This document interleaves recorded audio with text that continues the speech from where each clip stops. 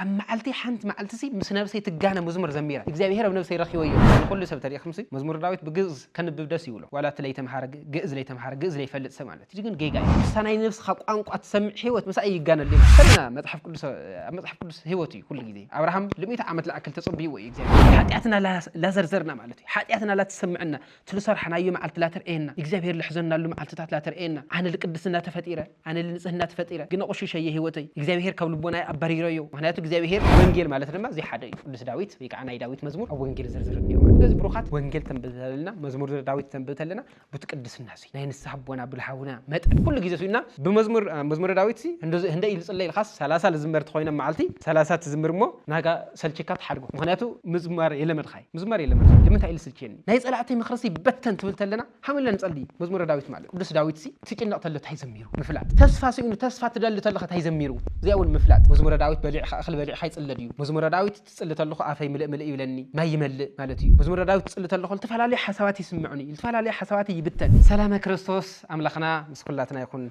برخاتنا እግዚአብሔር ቤተሰብ ለማ አንተ ለማታ ሒዘልኩም መጽ ማለቲ መዝሙረ ዳዊት ሐሜና እንጽልይ መዝሙረ ዳዊት በሐሜ ጽልይ ይፈል መዝሙረ ዳዊት ጽልተ ለኹ ተፈላለዩ ሐሳባት ተፈላለዩ ስምዒት ይስምعني እዩ ሐሜ ገር እኮ ሐሜ ገር ብስርኽ መዝሙረ ዳዊት ሁሉ ዲሉ ወዳ ሐሜ ገር ኃይል ጽለ መዝሙረ ዳዊት ጽልተ ለኹ ከክል ዲል ጽለ ለኹ ወይ ሐሜ ጽለ ለኹ ሐሜ ጽለ አይፈልጥና መዝሙረ ዳዊት ሐሜ ጽለ ላው ብዙሕ ሐሳባት ይጥይቆ እዮም ላዋና ወዲ እንጥይቂና برجت لا خاليون لا خالص سواتون لنقولنا ولا بأكل مالتي بزحات ينقولنا إننا لو ما عند حجر لهم متينات أي مزمر داويت حميز بحامي ملكنا خمس اللي جبنا كن دحين تخوينا كن في وسط خوينا زي أملخنا مزمر داويت تصوّعنا قلوتنا حيلنا كن جورة خوينا بحامي تتصوّعنا أيه بحامي مثلا عند حرجرنا يقيل والنجر بدم بجرنا كن رأينا مالتي زم حمولو عن فتنات كلهم حميز إلا بحميز إلا تسألت الله خل تفعل سمعي تسمعن تسألت الله خو تخكل لي تسألت الله خو ويس يتخكل لي بالسمعي تازيم كلهم بحمين وجودهم لول حدا ثلاث نجارات حزلكم مزينهم مالتي مزمور داويت بحالت الله تقدم مالتي بسرعة بمخري نفس أبوخا ويكع ناي نفس أبوخا ناي نفسها أبوخا مالتي مخاد ويكع متصلي كل جزء مزمور داويت على علب بالخاص لا الخل تسأل لي ويكع تنوو مزحف يخوني قدس مصحفي لقدس داويت اتلبي نا እግዚአብሔር ልብ ለሆነ ቅዱስ ዳዊት ወይከዓ እንደ ልቤ ይሉ ለመስገኑ ቅዱስ ዳዊት እሱ ለጻፈው ና እግዚአብሔር ቃል መዝሙረ ዳዊት ተባህል ተሎ ስለዚህ ብናይ ንስሐ አቦና ምኽሪ ትጨንቀና ተሎ መዝሙረ ዳዊት ከነንብብ ተሐስብ ተለና መጀመሪያ ታይልና እናንخد ካህን ወይከዓ መንፈሳዊ አቦና ታይልና እንخد ማለት መዝሙረ ዳዊት ከንብብ ዳሊ በሐሜ ከንብብ ልግበኒ ክንደየ ከንብብ ልግበኒ በሐሜ ከመራህ إلخا لا بنفس أبوخا كتخد نيك مالتي السمت هاي جورخا أي مالتي أفتات هاي مسافة ساعات ساعات هاي جورخا أي مالتي نايخ عمريهم مت أن خاريهم قلوات خاريهم سخل الله خيوم منفساوي عمريهم هاي جورخا أي مالتي سخما زين يختم به أما علتي حمش تنبه أما علتي سلسة مزمور أنبه أما علتي ويلا عسرت مزمور أنبه بيلم كنا جورخا أي بنايخ متن مالتي بنايخ متن كنا جورخا أيام بتقول كأسو تخد مالتي منفساو بخا سلا الفولت خا نايخا منفساوي تنكاري منفساو حيلي منفساو قلوت خا سلا الفولت مالتي እንደዚህ እንብብ እንደዚህ እንደማ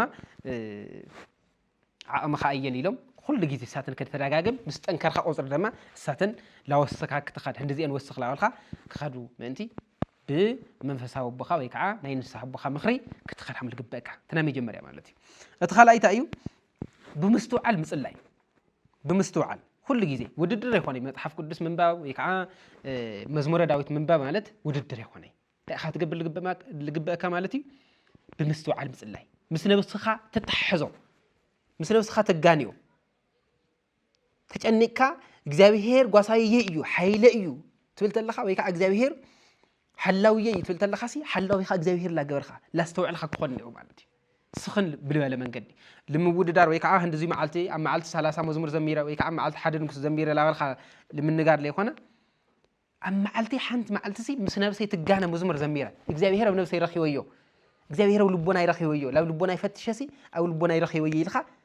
مسكال ويكع مستنا ناي نفسي هيوت مس هيوت خا كتواقع له مسيبات خا تجاني له مزمور خنّي كب بذحي بصريت منبع كلمة نيو مالتي كل جزء ولا حنت مزمور تخون حنت مزمور خوينا لأنا بيسخا أنا كل سبت تاريخ خمسي مزمور داويت بجز كان ببدأ يقوله ولا تليتم حرق جز ليتم حرق جز لي فلت سمالتي زين جي جايو ليه ترى كي تنبب منهم ترجم يقول لي مالتي مثل بس خايت الجاني ولا خاي ምሳናይ ነፍስኻ ቋንቋ ትሰምዕ ህይወት ምሳይ ይጋነልይ ማለት እዩ ኩሉ ግዜ ታትገብርኒካ መዝሙር ዳዊት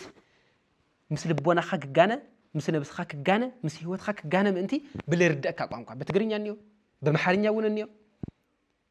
በመሓርኛ በቃ ምስ ነብስኻ ላተጋነ ላተመሰጥኻ ማለት ምስ እግዚአብሔር አምላክካ ክተውግዕ ለለኻ እስካዕ ልመስለካ ወይ ከዓ ምስ እግዚአብሔር አምላክካ ክተውግዕ ይግበአካ ማለት እዩ ብልርድእካ ቋንቋ ካብ 100 መዝሙር ሲሉ ምንባብ ለኾነ መዝሙር ሓንቲ መዝሙር ጽሪቲ ምስ እግዚአብሔር ምስ ነብስኻ ልትጋነየት መዝሙር ትበልጽ ማለት እዩ ስለዚ ካብ በዝሒ ምስ ስልኻ ምንባብ ማለት እዩ ምስ እግዚአብሔር ዘጋነየካ ንጹህ ለኾነ ብልርድእካ ቋንቋ ምዝማር ወይ ከዓ ምጽላይ ማለት እዩ ኩሉ ግዜ ለለመይስኻ ኩሉ ግዜ ምድግጋ ተስፋ ብዘይ መቁራጽ ተስፋ ዘይ ቆረጸላ አምላኽ ስለለልና ማለት እዩ ተስፋ ብዘይ መቁራጽ ምጽላይ ኩሉ ግዜ ምክንያቱ ተሪና መጽሐፍ ቅዱስ ህይወት እዩ ኩሉ ግዜ አብርሃም ለ100 ዓመት ለአክል ተጸብይዎ እዩ እግዚአብሔር ዘርእኻ ከም ሓሸዋ ሰማይ ከም ሓሸዋ ምድሪ ከም ከዋኽብቲ ሰማይ ደማ ከብዝሖ እዩ ቃል አትየሉ እግዚአብሔር ግን ለንዲ ዓመታት ተጸብይዎ ማለት እዩ ማእዘ ዲማ እንደውም ለይስሐቅ ለወዱ ኳስ ሰውአለይ ወይ ከዓ መስዋዕት አቅርበለይ ኢሉ ኳስ ወዮ ሓስብኩም ወደኩም በእውነት ናይ አብርሃም እምነት ማለት እኮ ድንቅ እኮ እዩ ካብ አብርሃም አቦና ብዙሕ ነገር ኢና ንመሃር እምነት ንመሃር ትዕግስት ንመሃር ካብ አብርሃም አቦና ሁሉ ነገር ንመሃር ማለት እዩ ስለዚ ካብ አብርሃም አቦና ተአማሚና እንታይ ንገብርኒና ማለት እዩ ጸሎት ብለይ ምቁራጽ ክንጽሊ እግዚአብሔር ዘይቆረጾ ተስፋ ዘይቆረጽ አምላክ ስካዕ ለኾነ ብዘይ ምቁራጽ ክንጽሊ ኤልሳቤጥና ዘካርያስ ንፈልጦም ኢና ልብዙሕ ሽካዕል ሽምግሉ እዮም ተጸብዮም ለእግዚአብሔር ሽካዕል ሽምግሉ ማለት እዩ አጋ ሽምግልነኦም ግን እግዚአብሔር መልስሎም ብትዕግስት ስለልተጸበዩ ማለት እዩ እንደውም ቸር ለኾኑ ወይ ከዓ ለዋሃት ለኾኑ ፍጥረት ነይሮም ለእግዚአብሔር ተአዘዝቲ ድኻታት ድማ ሓዘንቲ ነይሮም ንጹሓት ነይሮም ኣብ ቅድሚ እግዚአብሔር ቅዱሳን ነይሮም ኣብ ቅድሚ እግዚአብሔር ማለት እዩ ኣብ ቅድሚ ሰባት እውን ንጹሓት ነይሮም እሳቶም ሽካዕል ሽምግሉ ጸብይዎም ግን ዮሐንስ መጥምቅ ለአክል እግዚአብሔር ዘጥምቅ እግዚአብሔር ሲ ዘጥምቅ ውላድ ህይወ ማለት እዩ ኣብ ማህፀነ ድኡ ኮይኑ ለክርስቶስ አምላኽ ዝሰገደ ዘመስገነ ብሩኽ ውላድ ህይወ ማለት እዩ ንዓለም ዝጠቅም በእውነቱ መዝሙረ ዳዊት እንቢብኻ ብቅዱሳን አቦታትና መንገዲ ትጓዓዝ ዘለኻ በዓልኻ ትባረኽ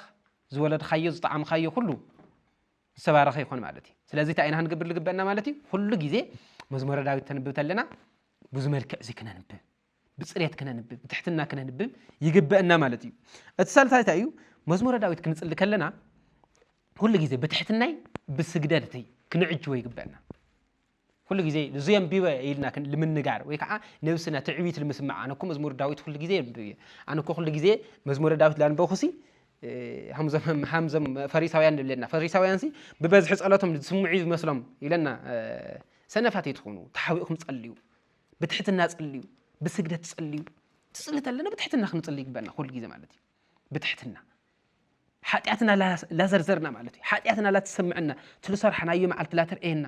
እግዚአብሔር ልሕዘናሉ መዓልትታት ላተርኤና ኣነ ልቅድስና ተፈጢረ ኣነ ልንጽህና ተፈጢረ ግን ቆሽሸየ ህይወተይ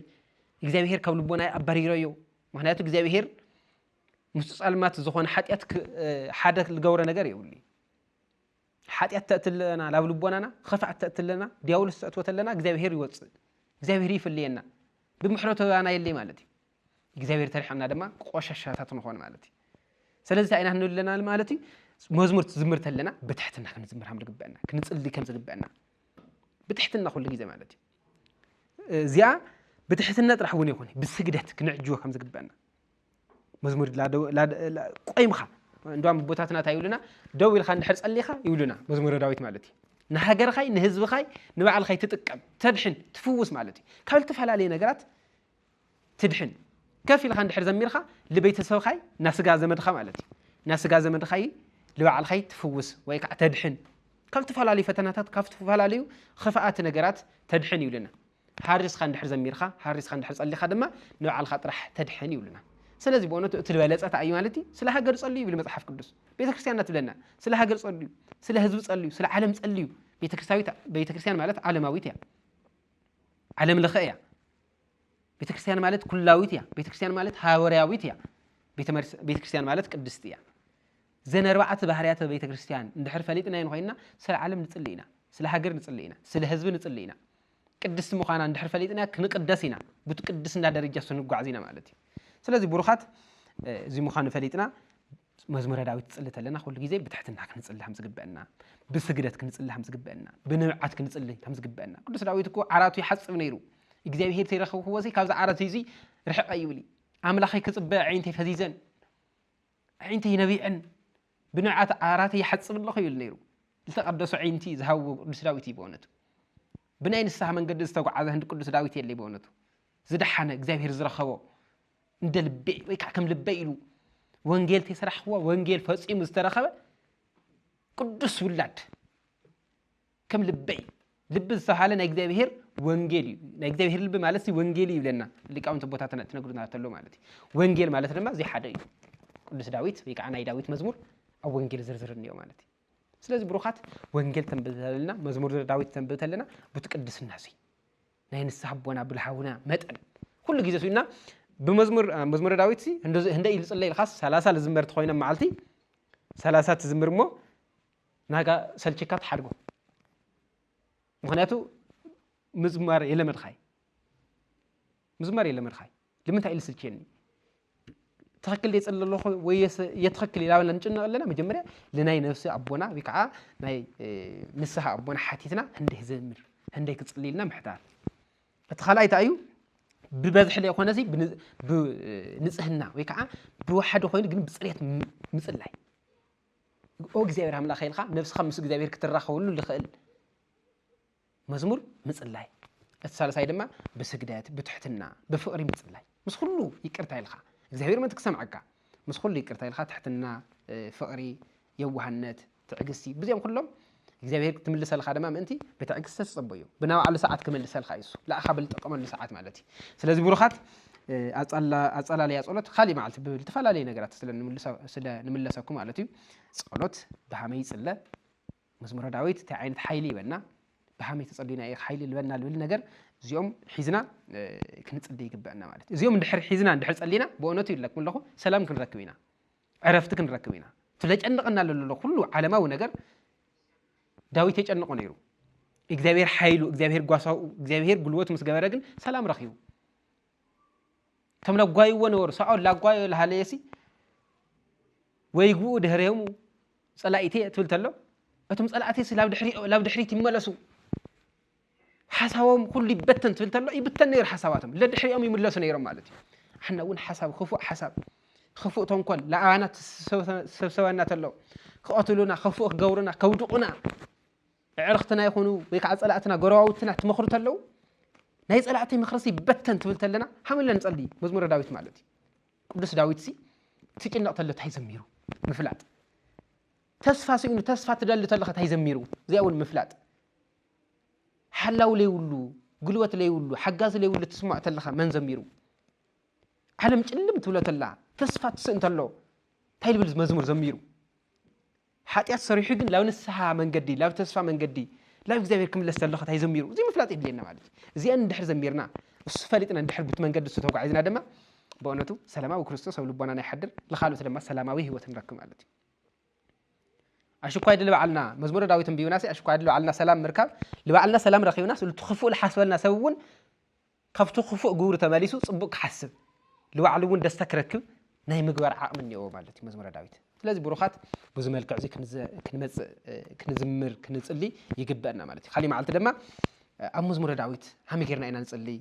تاي فتناتي موصنا مزمور داويت بلع أخل بلع حيص اللديو مزمور داويت تصلي تلخ عافي ملء يولني ما يملء مالتي مزمور داويت تصلت له قلت فلا لي حساباتي يسمعني فلا لي حساباتي يبتن